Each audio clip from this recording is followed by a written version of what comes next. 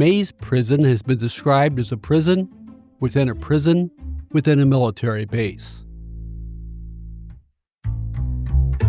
If you're planning an escape, you don't just walk out the front door or hide in a laundry basket.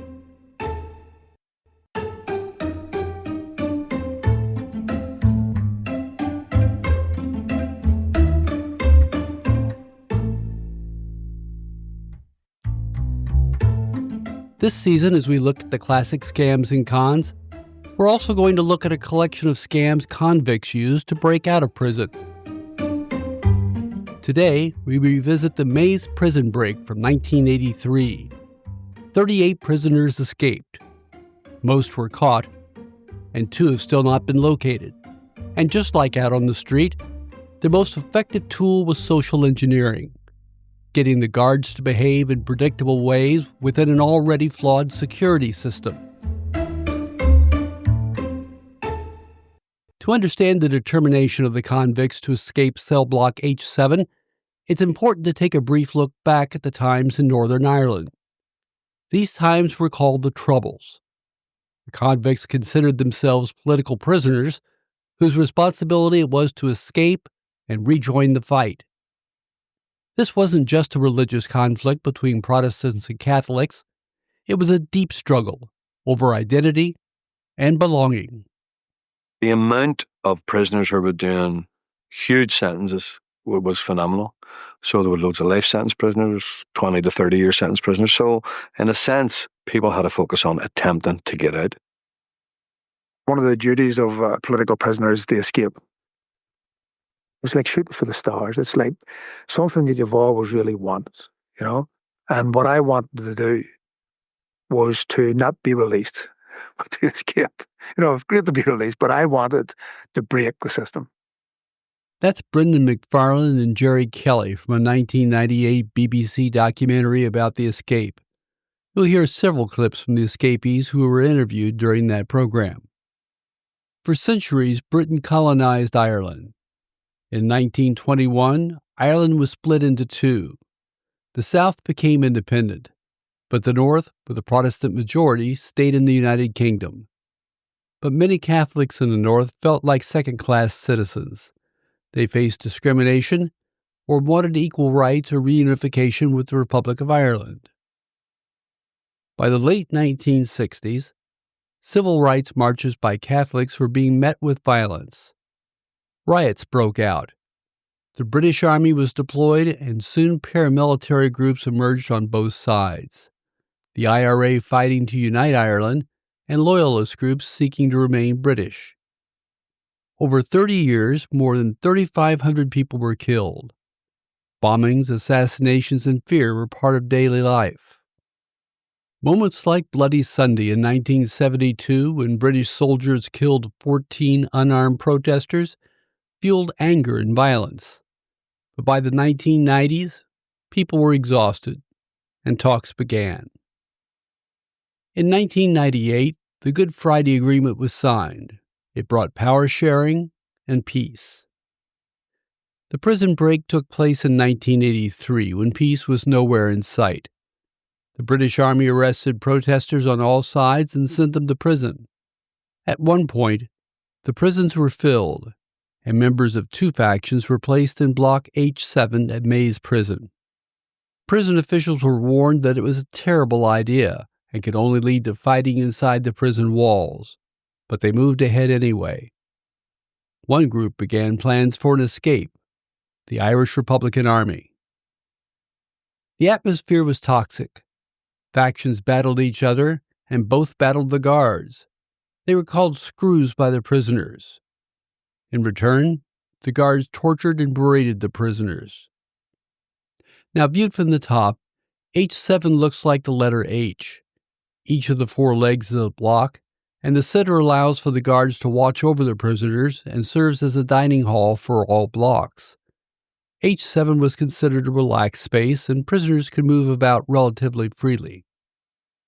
H7 was one of 8 individual prisons within larger prison walls, which itself was part of an army base. The convicts faced 2 problems that every scammer faces. The first is to identify the mark, and the second is to win their trust. Here's Kelly. Screws didn't like us because the IRA on the outside had killed X amount of prison staff, and on a more face-to-face level, we didn't like Screws because by and large we had been the victims of their brutality. There was huge anger. I would argue hatred. Some of the stuff that was done during the protest, I mean, people still talk about with great emotion. Part of the change in tactics was to have a better, if that can be the term, certainly a more working relationship with the prison staff. We sat down and we planned the approach to the Screws with regards to trying to create a friendly environment. Part of that was talking to Screws by their first names, arguing with them over calling us by our second names. I mean, if they said story visit, you say, "Man ahead, John, the name's Bobby, what are you shouting like that for?" And trying to create this sort of softness and taking the tension out of the climate. It was crucial for the psychology that existed in the bloc to be brought to the level of not this hyper security attitude that they had had. We went through a difficult time on occasions getting Republican comrades to go out into the same environment as Screws and act in a way as if you were accepting the status quo. They dropped a lot of their caution. And in the case of H7, which was crucial to the work that we would eventually do there, the Screws wanted us to go into the circle area, which was the nerve centre of each of the H blocks, and to clean and to polish their area. It then became acceptable for me to be standing in the grills of the nerve centre of the block, which is their security control room, which is supposed to have the wooden door closed, the steel grill bolted and padlocked. It then became norm for that door to be open. They needed it open for fresh air because there was no ventilation. But it then became norm that they unpadlocked and just left the bar over. It became normal for me to be standing with my arms through that, talking to his crew, getting them a cup of tea, opening the grill, bringing them in tea and toast, closing it over again, walking away. Slowly but surely, it became the norm. Identifying the mark was easier, but a more difficult task. The prisoners needed to understand the prison, within the army base. If they didn't know the layout, they wouldn't be able to find and pass through the final gates. This is Bobby's story. Laurie set about a plan to, first of all, demystify the jail. It was, first of all, getting the structure, where each block was in relation to each other block. Any aerial photographs that would have existed of the jail in the media would have been smuggled in now from outside. There would have been ordnance survey maps smuggled in from outside with a view to developing an outside view of the jail. The intelligence gathering process, the most obvious aspect of it was prisoners moving about the jail. We then made ourselves available for work with the view to infiltrating the system. So prisoners were then working in the prison hospital, prison administration areas, the kitchen, going out on visits, coming back from visits. There was prisoners going out on parole, coming back from parole. Larry then had working with him a think tank, a wee core group, who would go through the information coming in from a central perspective. The prisoners identified a single transport truck that would provide the path for the escape. The truck moved among the H blocks and the outer prison, delivering supplies and meals. It also passed through the Army post gates to get supplies from the outside community. The prisoners knew if they could plot the route through the gates, they'd know where to go once they left H7. We also found out that it wasn't searched at any of the gates, and that it was very much its own authority as it drove about the jail. They also learned through intelligence gathering that it went outside the camp for Screws who were doing what was popularly called homers, and that would be like moving furniture or just using the lorry for whatever reason they wanted to use it on a personal basis. But what it meant for us was that the Screws who were dealing with the front gate, or the Brits on the front gate, would be used to seeing it going in and out. And that was a crucial piece of intelligence for us because that assisted our plan. People get lazy, they don't want to do the checks, they get used to the faces, which is why the driver of the lorry became so crucial. We then considered whether or not we had infiltrated the system of the jail enough to actually plan the takeover of a whole H block. The entire operation involved more than the 38 that escaped. Some would stay behind to cover the tracks, while others were needed to smuggle in supplies for the escape. To enlist their help, the plan had to be put down in writing and shared with other inmates and accomplices outside the prison. The convicts needed the others to believe the job would really work in order to put themselves at risk for longer sentences and more abuse from the guards. Among those that needed to be convinced was the IRA itself, which would help support and fund the escape. I would have recognized early on that if there was no firearms available for the escape, then the escape wasn't going to happen. We worked out that the screws would have had the weight of numbers over and above us out in the administration area, and that we would actually need pistols, firearms for greater effect and greater influence over the screws.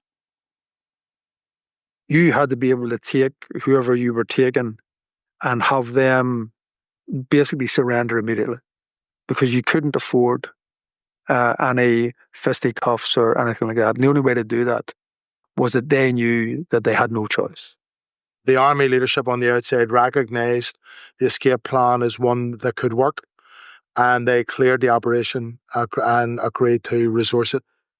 Now, once they agreed, that was sort of game on. That just lifted us from about 20% to about 60 or 70. You know, it just gives you that difference, that whole different attitude to it. The prisoners chose a Sunday for the escape. There was less activity at the prison, a reduced staff, and the transport van would run its usual route. The key element was control of the crossbar, the H. The area was also a central area for the guards, so they'd need a solid plan to overcome them and prevent any alarms from being triggered. Again, the social engineering was part of the plan. I went out, down the wing, out into the circle, overalls on, pistol down the belt. Jerry Kelly followed him out a couple of minutes later from another wing. He also had a firearm. Tony McAllister followed him out, and Brendan Meade followed him out. All of those prisoners were armed with a pistol. Those were all prisoners who were orderlies in the general circle area or had reason to go in and out of it, and screws were used to seeing them there. At the point that Bick decided the operation was ready to commence, he was to shout the word bumper. And then Bobby Story, that was his way of getting out. He was going to bring the bumper out. Bumper is a floor polisher. And then that was us on the move. We talked about and practiced bringing a level of aggression to each of the moves in order to deter anybody from resisting us and to offset the likelihood of our having to use the firearms. Use verbal aggression to put it across. You know, you make sure they know this is an IRA operation. You make sure that they know you will act if you have to, but you won't act if you don't have to. We produced our firearms. We had practiced going through the drama of very dramatically producing the guns and pointing them at their heads. And then we had to whisper, which we were concerned might undermine the effectiveness of the threat that we were trying to achieve. But we produced the guns and we said, "Get down on the ground." I then cocked the weapon that I had to let them know, because they're familiar with weapons, that the weapon was real and that it was ready to fire. Another central element to the scam was to put pressure on the mark, making them believe that they must act quickly or bad things would happen. The problem with the control room was that where he sat, you had an intercom, there was a panic button, there was a radio, and there was a telephone, right? So he had all of those, which were within his reach. So it was crucial that he didn't make a move. And he was actually the person we were most worried about. He was the person we did not want in the control room. And the problem was there was a gap between me and him. He said, "Don't ever move. Get on the ground. This is an IRA operation. If you move, I'll shoot. If you do what I tell, you won't be hurt." He says, "If anybody phones here, you ask them what the problem is. You then take 30 seconds, and whatever the problem is, you go back to them and say, look, that's been sorted. And he says, well, what if they don't believe me? And I says, John, you make them believe. Your life depends on it. All screws that were arrested were then brought out of their points of wherever they were and brought into a classroom and all tied, hands tied behind their backs and tied to each other so that they couldn't go anywhere. And pillowcases were put over their heads to stop them identifying anybody. We took the uniforms off the ones that had been identified, and our lads were getting dressed in uniforms. There was a statement read out in each of the canteens. It was an IRA statement that this was an IRA operation. The IRA had taken over the block. We're not here for revenge. We're not here to punish us over what has happened over the hunger strike or the protest. But you need to know that if you interfere with the escape, you will be dealt with swiftly and immediately. The statement referred to an earlier hunger strike in which the government allowed prisoners to die and to the brutal treatment prisoners received after an earlier uprising. So let me review the cons that have happened up to this point. Cons were run to win the trust of the guards, and other cons were run to smuggle prison drawings, plans, and weapons into the prison, and once the escape plan was put into action, prisoners put pressure on the guards to act quickly. Prisoners furthered the fear by demonstrating they had control of the facility. The next step was to intercept the transfer van that would get them out of H7. The prisoners also called the van a lorry. This guy was crucial to escape. Davy McLaughlin was the key pin. So when he got out of the lorry, Jerry Kelly and I went up to him, produced firearms, very aggressively pointed them at him, told him that the block was under Republican control, that he was under arrest, that if he didn't do what he was told, that he would be shot. We made the medical room up like 3 pin boards with maps on it. We had rounds of ammunition sitting on the table and a couple of firearms, just in order that he seen that he was in an environment that we were absolutely confident in, that we would be clinical about, and that we controlled. The driver assured us that we had his full compliance. And we then started showing him the maps, and he actually started showing us small inaccuracies on the maps. And the reason for that was because he said, I'm just showing you this in case where you're saying you turn left there, it's actually maybe 40 yards further down. But in case you think I'm driving on and doing something wrong, I don't want you to overreact on me. We then loaded up the lorry with escapees, and there was to be 38 prisoners in all. Jerry Kelly was the only prisoner that did not get into the back of the lorry. His job was to lie across the well of the lorry, below the legs of the driver. That I would have a gun to his stomach, that if he went off, if he did anything wrong, if he did anything against what I said, then he would be shot. What we were trying to say to him was that no matter what, we're going to escape. But in one of the plans, which is the preferred plan, you live. The prisoners now had to get through 3 gates. The first was out of H7 prison. The driver was easily recognized, so there was no resistance at the gate. Luck held with them at the second gate, but the third gate, known as the Tally Lodge because it was where prison staff clocked in and out, became a trouble point. Again, they employed the con man's tools of projecting authority and either putting pressure on or reassuring the marks. And what I wanted to do was to park the lorry so that we could block as much of what was happening on Tally Lodge from the Brit. My job then was just to sit there and watch Davy McLaughlin. And I was trying to keep him calm, but in certain ways he was trying to keep me calm.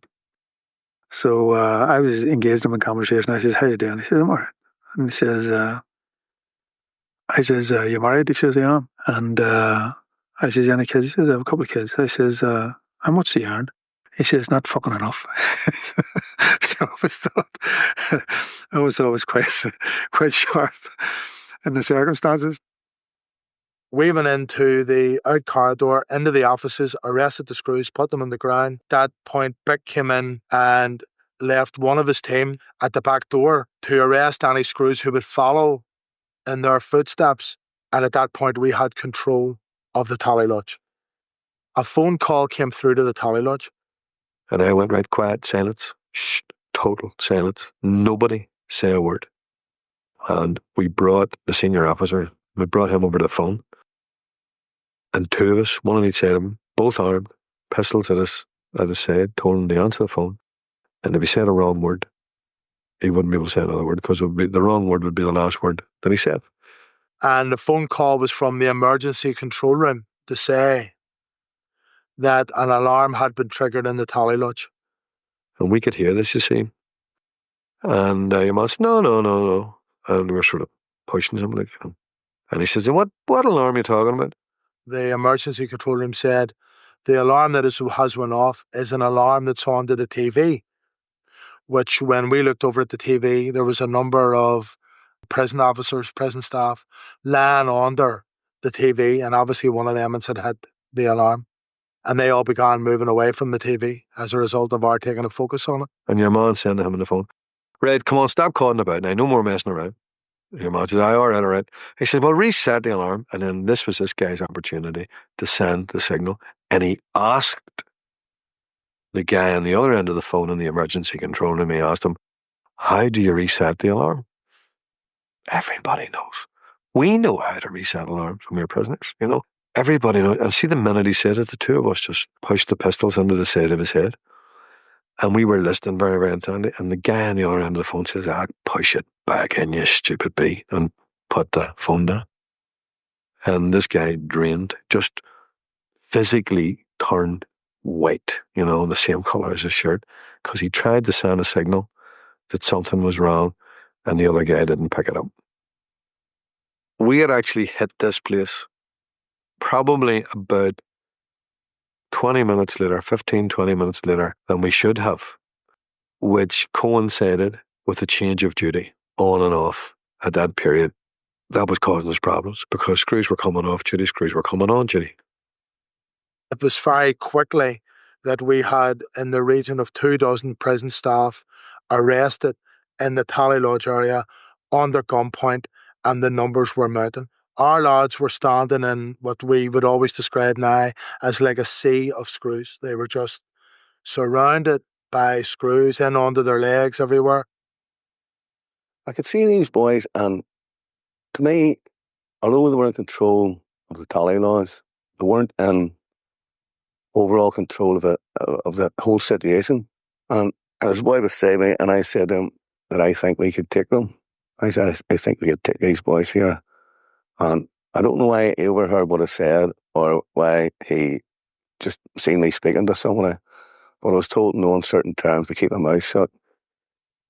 He says to me, are you a hero? You're a fucking dead hero. And he pointed a gun at me. What they didn't expect was that the guards would rise up and try to overpower the prisoners. The scene turned into a total brawl, with prisoners running through the gate, stealing staff cars, and improvising as they went. Some were captured quickly. It took hours to catch some of the others. One group hid underwater in a river under a bridge, breathing through reeds. The water was clear, and they were easily spotted by guards searching for them. Another group invaded a family's home and threatened them if they tried to call for help. Again, they used a con to find the family's weak point and used it against them. We just said, look, if we can secure a promise from them not to go to the police for 24 hours, we'll take it at that. It'll give us a head start. So they're saying, how are you going to do it? So I said, well, I'm going to talk to the woman. So I actually said, here, look, I'm left with two choices here. One is, we're going to leave here as quickly as possible and as soon as possible and be out of your lives. And I says, and the only way that I can guarantee that you don't lift that phone is that I take the eldest one of your kids so far down the line with us and release him. And the woman was just horrified by this prospect. And she says, you wouldn't do it, I wouldn't do it. And I says, well, the second choice is that you, as a Christian, will give me your word that you will not contact the authorities. So they gave a promise, and she says, you can tell your boss that just to prove it to him, if he's a man of his word, we're people of our word, and we're prepared to get the good book out and swear on the good book that we'll keep our word. So they got all the family to put their hands on the Bible and swear that they wouldn't divulge anything for the period that they had agreed to. 72 hours. She agreed to 72 hours. All but two of the original escapees were eventually captured, and to this day no one knows what happened to them or if they're still alive. The success of the escape was largely due to the planning put in by the prisoners, but that planning was only possible because of the lack of security at the prisons. Here's AI voice Elaine reading bullet points from the conclusion of a report prepared for the British Parliament. Because physical security at the maze was, with two exceptions, generally good, the prisoners had to break down the human contribution to security. They did so by adopting a deliberate policy of conditioning staff to reduce their alertness. Many officers in H7 were complacent, and the block had acquired the reputation of being liberal. More should be done to make staff aware of the dangers of conditioning and manipulation, and more attention must be paid to the need for effective supervision and direction by all levels of management. Prisoners working as orderlies ought not to be permitted to acquire, in the course of their work, information about such places as the main gate complex and the external gate. The post of gate lodge orderly should not be reinstated. The possession of guns and ammunition was central to the prisoners' plans. There were significant weaknesses in the measures adopted to prevent the entry of unauthorized articles by means of supplies, vehicles, visitors, and staff. All supplies should be searched at the point of delivery, using metal detectors wherever possible. We believe that for several months before the escape, prisoners had not been searched with a metal detector after receiving a visit. It would not have been difficult for a prisoner to take a weapon or ammunition from the visiting area back to his cell block undetected. All prisoners should be given a thorough rub-down search after a visit, and metal detectors should always be used. Prisoners should be strip-searched on a random basis, and whenever there is cause for suspicion. Facilities for strip searching should be improved, and consideration given to the use of metal detector portals. And there was more, much more. Success came because the guards literally let their guards down and allowed themselves to be manipulated by the inmates. That's what scammers depend upon. They manipulate our trust in them or their authority, and they move us into high-pressure circumstances where we're willing to do as we're told.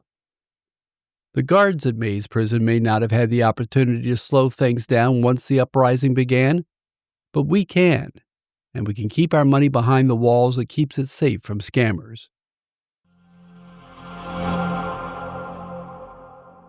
If you enjoy the show, please tell your friends and encourage them to listen, and give us a 5-star rating wherever you listen. It's important to help people find the show.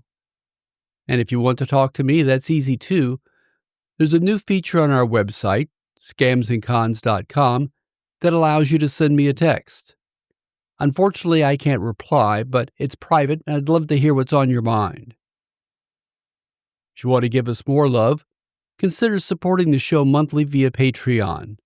It not only helps with expenses, but it allows us to take the show to the next level. You can sign up by going to patreon.com and searching for Scams and Cons. That's patreon.com. I'll include a link in the show notes. Thanks for listening.